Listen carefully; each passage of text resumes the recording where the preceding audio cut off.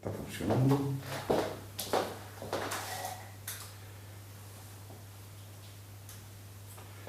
Bien, entonces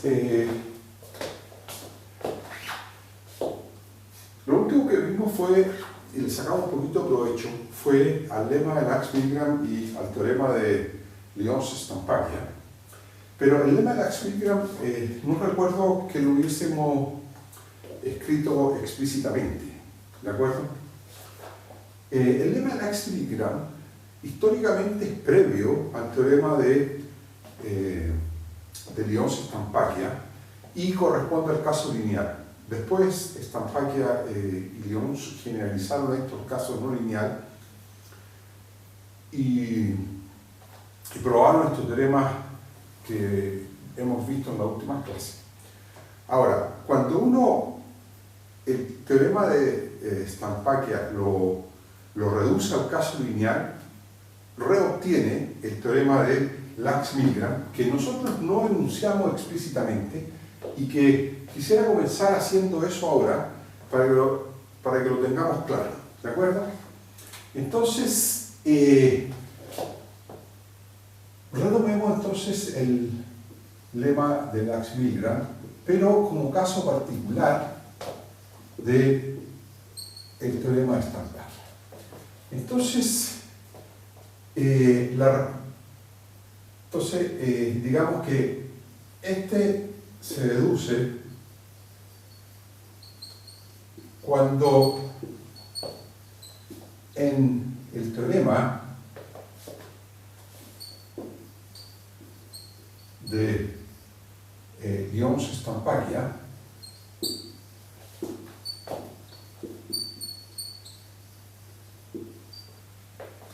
el convexo K es un subespacio vectorial cerrado de H. Digamos, el convexo K es B, donde B es subespacio vectorial, o sea, bastante más simple la versión lineal, digamos, subespacio vectorial de H. Pero, por supuesto, tiene que ser cerrado y distinto del cero, ¿ya? Entonces, la IB, la inecuación variacional, se reduce a, bueno, ¿recuerdan ustedes?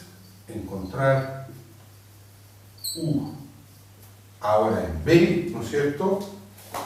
Tal que la forma bilineal A de U B menos U sea mayor o igual que, aquí lo voy a poner como, pongámoslo como, ya, phi aplicado a B menos U para todo B en B.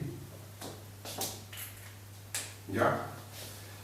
Entonces, ¿qué es lo que se gana cuando estamos en el mundo lineal? En el mundo lineal vamos a ver que esta desigualdad mayor o igual, ¿no es cierto?, se transforma en igualdad y este B menos U lo podemos escribir simplemente como un W. ¿Por qué razón? Entonces, digamos aquí, en el mundo lineal,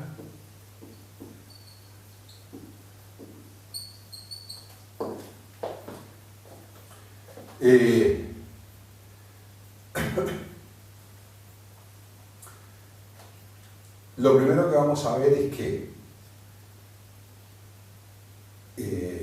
poniendo, o sea,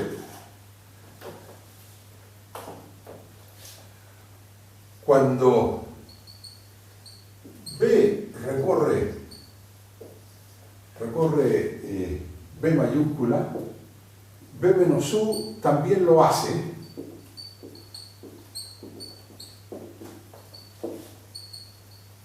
¿De acuerdo?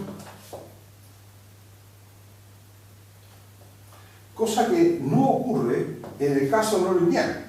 Porque cuando B recorre K, B menos U recorre una cosa bastante distinta, pero en cambio lo hace y lo hace equivalentemente.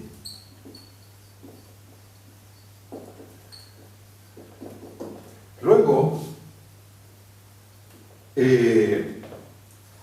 A de U, B menos U, es mayor o igual que phi B menos U para todo B en B, si solo si A de BW es mayor o igual que phi W para todo W en B. ¿De acuerdo? Entonces, escribir esa desigualdad para todo B en B es equivalente a decir que esto es mayor o igual que esto otro para todo B en B. Pero, como seguimos en el mundo lineal, el que esta desigualdad sea cierta para todo W en B es equivalente a que estas dos cosas sean iguales. ¿Están de acuerdo? ¿Por qué razón? Porque si esta desigualdad es cierta para un W en particular dentro de B, también tiene que ser cierta para qué W. Para menos W, que sigue siendo un elemento de B. Este argumento, por supuesto, en el caso no lineal no es cierto. ¿Están de acuerdo? Está lejos de ser cierto. Porque si W está en K, no quiere decir que menos W esté en K. ¿No es cierto? En un convexo. Bien. Y esto es equivalente a decir, reemplazando W por menos W, entonces es equivalente a decir que A de B W es igual a phi W para todo W en B. Entonces, en el caso lineal, ¿no es cierto?, la desigualdad o la inecuación variacional se transforma en una igualdad, ¿de acuerdo? ¿Qué es la igualdad que uno tiene en el caso en dimensión finita cuando quiere resolver sistemas lineales de ecuaciones? Y por esa razón es que el lema de Lax-Milgram lo que hace es generalizar al caso de dimensión infinita la resolución de un sistema lineal. Bueno, estamos con un problema aquí, tengo que tener que hacer un lavado más a fondo. Entonces, lema de Lax-Milgram, que lo vamos a dejar anotado, creo que puede ser importante dejarlo bien precisado. Entonces, en el lema de Lax-Milgram tenemos H, espacio de Hilbert,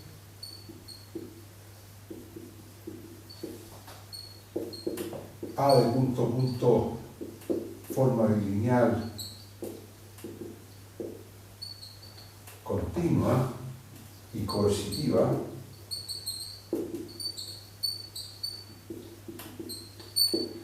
phi un elemento del dual, y lo que es interesante es que B ahora su espacio vectorial cerrado de H. Entonces, existe un único U en A en B, solución de... Ahora ya no es una ecuación variacional, sino es una ecuación variacional, A de U W igual phi W para todo W en H, ¿no es cierto? Perdón, para todo W en B. Y si A es simétrica, entonces U es el único mínimo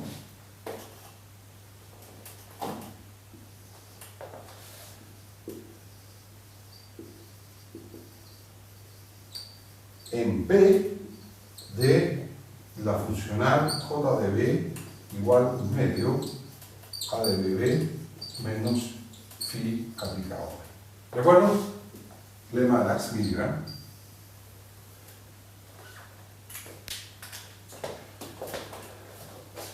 que es la versión lineal de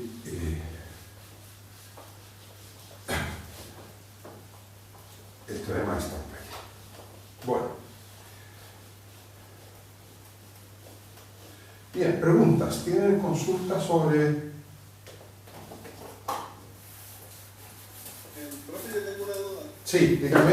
El otro día andaba realizando una demostración de compacta y bueno, como esta. Y la parte de que la forma bilineal fuera coercitiva, Sí. si no me equivoco, solo lo ocupábamos en la segunda parte del teorema y no en la primera. ¿O me equivoco? Perfectamente, sí. Solo la segunda parte, claro. Ah, que preguntaba por qué no entonces poníamos la hipótesis al final para que el primer resultado tuviera una hipótesis. Onda, porque pedimos al principio que fuera coercitiva y no al final. ¿A qué te refieres del final? ¿En la parte de que minimice la funcional? Claro. Porque no. el primer resultado... No, perdón. Alguien me está llamando por teléfono y voy a cortar esto inmediatamente porque...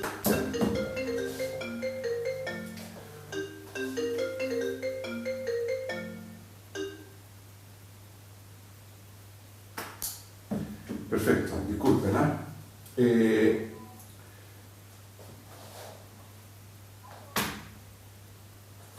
la hipótesis se usa desde un comienzo en la demostración.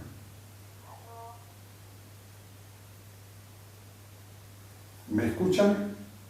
Sí, sí.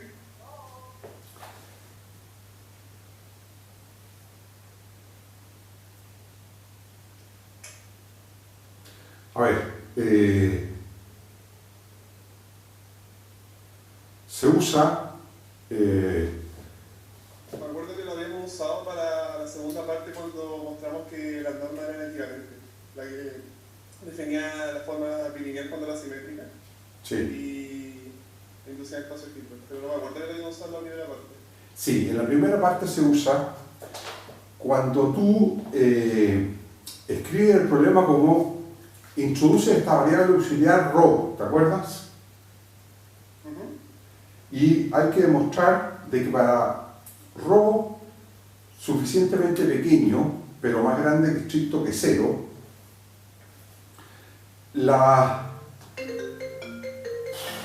perdona.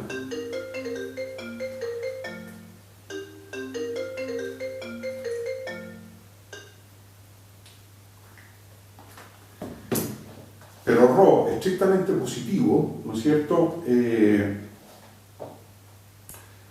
Una cierta funcional era una contracción estricta, que es la composición con la proyección.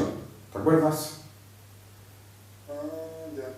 Sí. Entonces, allí, para que esto sea cierto, es necesario, se usa que ¿cómo se llama? La forma bilineal es coercitiva. ¿De acuerdo? Esa demostración está hecha en la guía número 2 que le envié, o la 3, no sé, o en uno de los apuntes que le subí a cursos, ¿ya?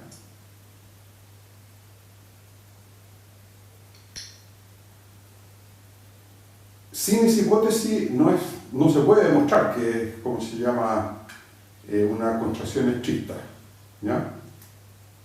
Que es la aplicación que a un B en H hace corresponder B menos A menos ρ A mayúscula B menos F, menos ρ F, perdón. ¿Ya? Bueno, y la proyección de eso sobre K, perdón. ¿Ya?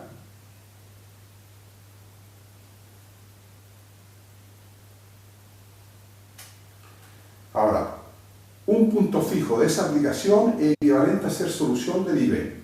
Cualquiera sea ρ positivo.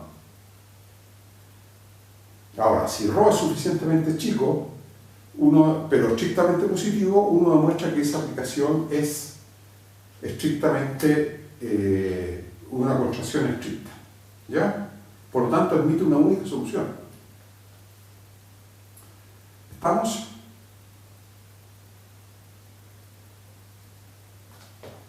¿Me escuchan? Ya, perfecto. Bueno, entonces con esto vamos a terminar con el lema Nax-Milgram y vamos a pasar a la última parte del curso, que es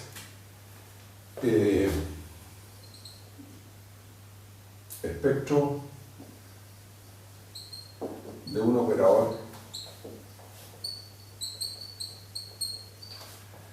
que habíamos dicho acotado, todo importante, y autoadjunto.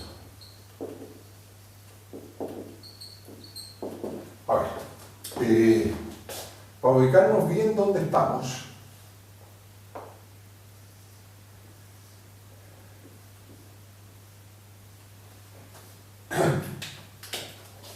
en el curso de álgebra lineal uno ve el espectro de matrices, o sea, de operadores en dimensión finita, lineales, que siempre son acotados. Nosotros en las clases anteriores vimos quién era el espectro, gracias al teorema de Fredon, de la alternativa de Fredon, quién era el espectro de un operador compacto, pero ya en dimensión infinita. ¿De acuerdo? La siguiente generalización es al caso que ya no es necesariamente compacto. ¿De acuerdo? Vamos a guardar única y exclusivamente ahora la condición de que tiene que ser acotado. Y vamos a agregar una condición suplementaria, que es la de autoadjunto, o sea, el caso de matrices simétricas. ¿De acuerdo? De modo que los valores propios sean reales. ¿De acuerdo? O el espectro sea un subconjunto de R. Las matrices simétricas, recuerdan ustedes que tienen valores propios que son reales, no llegan a C. Entonces, como estamos trabajando en C, en R, vamos a imponer la condición de que sea autoadjunto. Ahora, el teorema que diagonaliza o que encuentra los valores propios, el espectro, mejor dicho, porque ahora sí que es un espectro, no necesariamente valores propios, que es el caso compacto en donde prácticamente todos los lambdas que están en el espectro son valores propios, salvo ¿quién? 0. ¿De acuerdo? Ahora, en el caso acotado, que es el siguiente caso que nos interesa estudiar, ya el espectro es bastante más general que el caso compacto. Ahora, el teorema principal aquí es lo que se conoce como el teorema Hilbert-Smith. Fue Hilbert el primero que lo generalizó, o que lo demostró. Y bueno, este no es el último resultado, sino que el último resultado es cuando ya esto es un operador no acotado autoadjunto.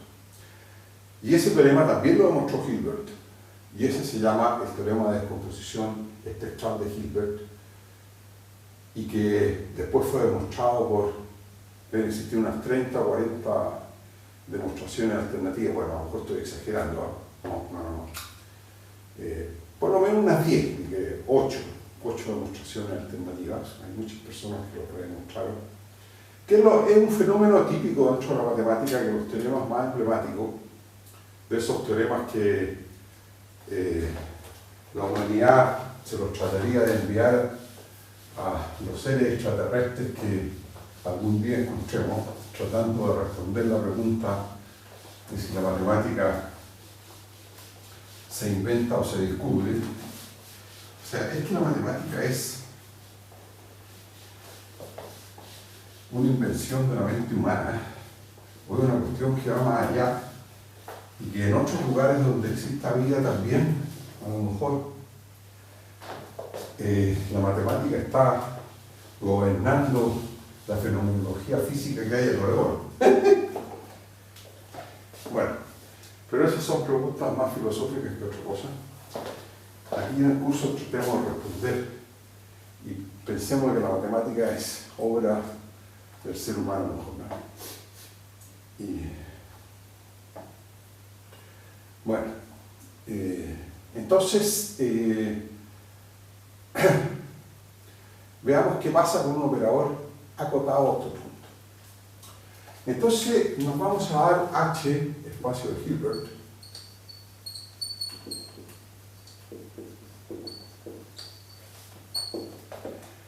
y T va a ser un operador lineal continuo de H en sí mismo. ¿De acuerdo? Entonces, la palabra adjunto solo tiene sentido en espacios de Hilbert. ¿Por qué razón? Porque en estos espacios uno puede identificar, bueno, acto adjunto significa que T es igual a T estrella. Ahora, T estrella está definido de H' en H'. Por lo tanto, para que T sea igual a T estrella, necesariamente H tiene que ser igual a H' o al menos identificarse, que es lo primero que vamos a hacer. Entonces vamos a suponer espacio de Hilbert identificado con su dual H'. Entonces, el dual, o sea, el adjunto de T, se puede mirar también como un operador lineal de H' en H', que en este caso sería un operador dual, o sea, un operador lineal continuo de H en H. ¿De acuerdo? Entonces, definición, en estas condiciones, T se dice autoadjunto o simétrico, aunque la palabra autosimétrico en dimensión infinita es bastante más general que autoadjunto, ¿no? Se dice autoadjunto si solo si T coincide con T. Pero bueno, todo eso es la diferencia entre la palabra simétrico y autoadjunto, que coinciden en el caso de la dimensión finita. En dimensión infinita son dos cosas bien distintas, pero que en este momento van a sobrepasar bastante la óptica o los intereses, lo que queremos aprender en este curso. Nos vamos a remitir. Ahora, las personas como Tristán, que les interesa mucho las aplicaciones de esto en mecánica cuántica, ese es uno de los secretos, la diferencia entre ser simétrico y ser autoadjunto, ¿ya? Bueno, pero esas son cosas que van más allá del curso. Por ahora nos vamos a conformar con esto de los operadores autoadjuntos. Bien, entonces lo primero que vamos a ver es qué pasa en este caso, en el caso autoadjunto, con un pequeño resultadito que fue la proposición de decir, ¿se acuerdan ustedes que el espectro de T, en el caso de operadores acotados, es un subconjunto de menos norma de T, norma de T, ¿no es cierto? O están, en el caso complejo, en la bola de centro 0 y radio norma de T. Ahora, en el caso autoadjunto, esto de aquí se puede mejorar bastante. Y lo vamos a mejorar de la siguiente forma. Entonces,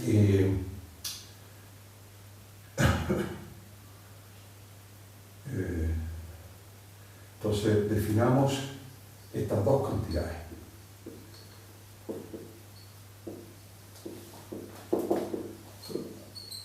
Asociadas a un operador autoadjunto, vamos a definir la cantidad n minúscula, que va a ser el ínfimo de los t de u, cuando u está en h y la norma de u vale 1. Si no, habría que ir por norma de u en esta definición. Y m mayúscula va a ser el max, o sea, perdón, el sub. Bueno, la verdad es que estas cantidades se alcanzan. Estas cantidades después las vamos a llamar, les vamos a dar nombres, se van a llamar los cocientes de Rayleigh. Entonces, esas dos cantidades. Y vamos a probar proposición 1. Vamos a probar la siguiente proposición. esta proposición entonces sea T, un operador lineal continuo de H en H autoadjunta. Entonces, primero, el espectro de T, vamos a mejorar esa desigualdad y vamos a decir que está entre M minúscula y M mayúscula. Fíjense, o sea, estamos mejorando bastante, puesto que esta cantidad es mayor o igual que menos norma de T y esta es menor o igual que norma de T, o desigualdad obvia, ¿no es cierto? Y lo otro interesante es que tanto los dos extremos están en el espectro. ¿Ok? Eso es lo primero. Y lo segundo es un resultado que quizá más de alguien lo había sospechado, pero que no es cierto en general, pero sí lo es ahora. Si un operador, su espectro se reduce al cero, entonces necesariamente es el operador nulo. ¿Ya? Bueno, estos son dos resultaditos muy simples. Bueno, no quiero que se me pase mucho el tiempo para hacer el break. Voy a mirar la hora. Un momento. ¿Profe? Sí, dígame. En el caso complejo, ¿cómo se escribiría ese intervalo? Porque antes teníamos la bola, pero ahora, ¿qué sería como una bola volcada o no? No, en el caso complejo, si el operador es autoadjunto, bueno, en el caso complejo uno no habla de operadores autoadjuntos, sino que habla de operadores hermíticos. ¿Ya? ¿Quién es? ¿Cuándo un operador es hermítico? Cuando T estrella coincide con T, ¿no es cierto? Con el conjugado de T, perdón. ¿Ya? Ahora, cuando un operador es hermítico, ¿cómo se llama? Los valores propios son reales. ¿De acuerdo? Entonces, a pesar de estar en el caso complejo, el operador, si es hermítico, su espectro es, ¿cómo se llama? Es real. Y estas cantidades también son reales. ¿Ya? Ya, sí. Y por lo tanto, este M chica y este M mayúscula se pueden también definir. Y este resultado es cierto. ¿Ya? Porque el espectro de un operador hermítico es un subconjunto de R y está contenido en M minúscula y M mayúscula. ¿De acuerdo? ¿Ya? Sí, muchas gracias. Ahora, lo que es interesante es que estas cantidades son reales. Esto está en R, en el caso complejo, si es que el operador es hermítico o autoadjunto, digamos. ¿Ya?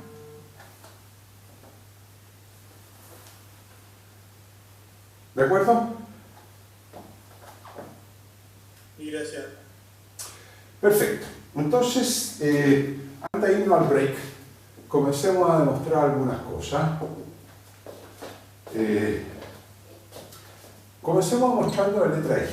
¿Qué significa demostrar la letra I? Significa demostrar que si ustedes toman un lambda que no está aquí, entonces está en la resolvente. ¿Están de acuerdo? Ahora, tomar un lambda que no está aquí significa dos posibilidades. O bien que es mayor que M mayúscula o menor que M mayúscula. Entonces, primero, por supuesto, las demostraciones son bien análogas. Vamos a comenzar demostrando, entonces, sea lambda en R, lambda mayor que M, y probemos que lambda pertenece a rho de t. ¿Están de acuerdo? ¿Ya? Eso es lo primero que hago ahora. Entonces, para probar ello, para ello, consideremos, como siempre, este operador. Lambda veces la identidad menos t, que es por supuesto un operador lineal continuo de h en h. Entonces, la afirmación que vamos a hacer ahora es decir que este operador es biyectivo, entonces, y eso es gracias al lema de Lax-Milgram.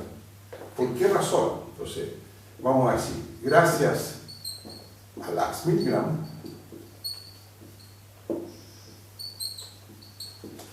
este operador es biyectivo, pues, fíjense ustedes, la ecuación lambda i menos t u igual f, ¿no es cierto? Fíjense ustedes, esta ecuación es una ecuación en h, ¿no es cierto? Esta ecuación, lambda i igual f en h, gracias a Lax-Milgram, la afirmación es decir que esta ecuación siempre tiene solución única. ¿Ya? Si esto tuviera siempre solución única, cualquiera sea f, entonces la ecuación lambda i con f en h dado, fijo, digamos, pero cualquiera, fijo, entonces la ecuación esa tiene solución única, pues equivale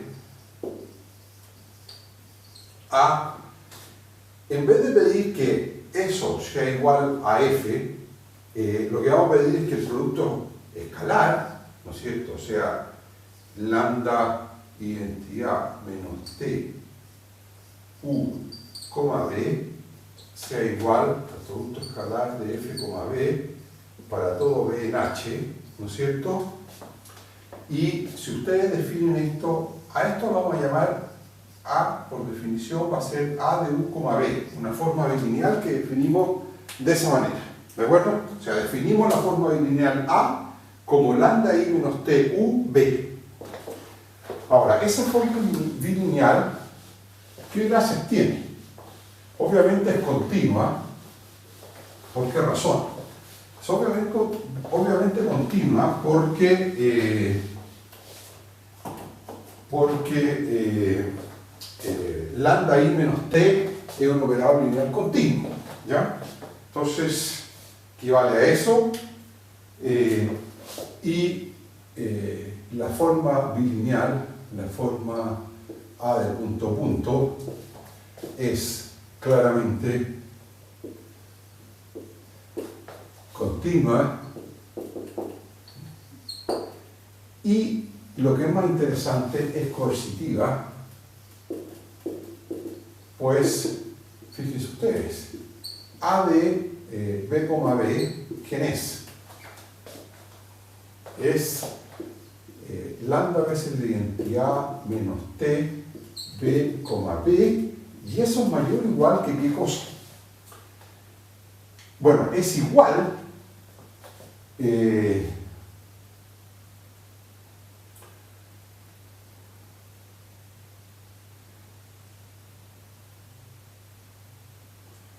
a lambda norma de b cuadrado menos t de b, ¿no es cierto? Y entonces, eso es mayor o igual que lambda menos m norma de b al cuadrado, y esto de aquí, como lambda es mayor estricto que m, es mayor o igual que una constante lambda, que alfa estrictamente positiva. ¿De acuerdo?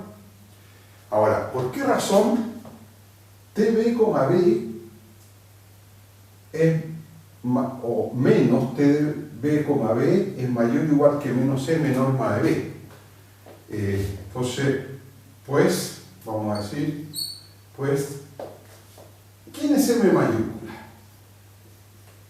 M mayúscula es el sub de los T de B con B en H, ¿no es cierto?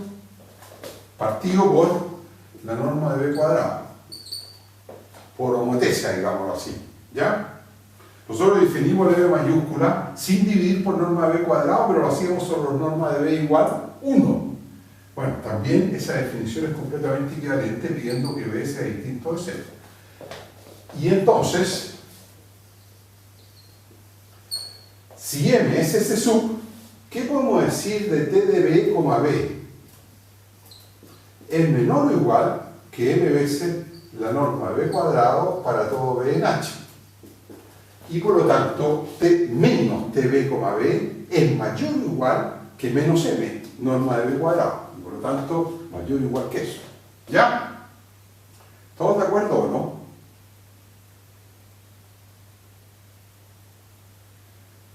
¿Alguien se perdió en las desigualdades o no?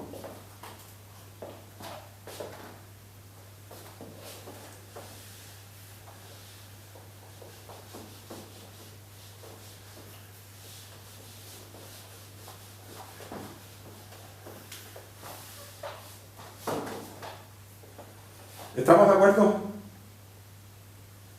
Sí. Ya. Sí.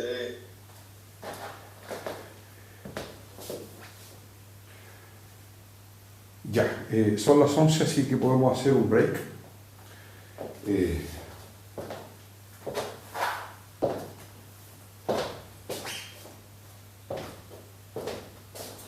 Voy a cortar esto.